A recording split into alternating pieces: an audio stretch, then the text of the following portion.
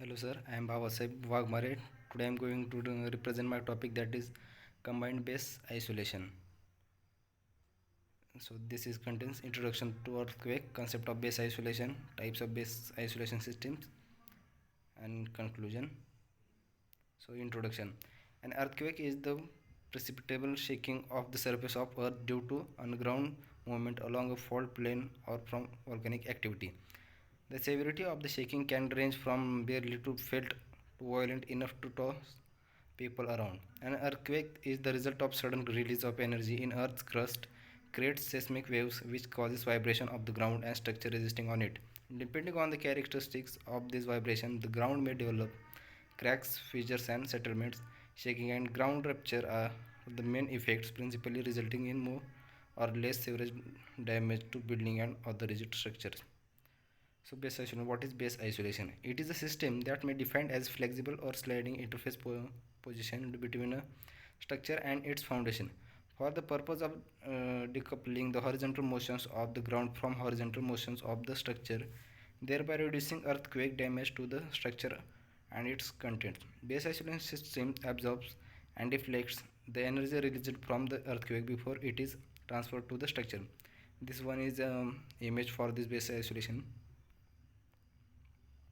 Suitability for base isolation. The subsoil does not produce a predominance of long period ground motion. The structure is fairly joined with sufficient high column load.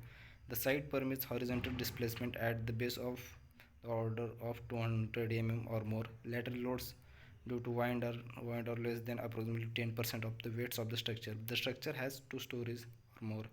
The structure is fairly squat. So the combined isolation means the both combined sliding or electrobearing base isolation systems.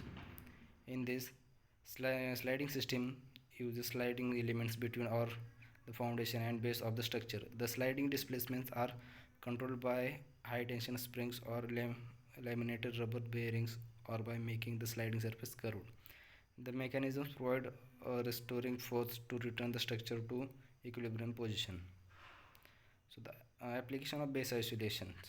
The last application of the base isolation, the isolation took place in design and construction of 10 to 20 story multinational building. The soil condition in all cases are good and the soil is here of category second with the predominant period of vibration of not more than 0.5 second.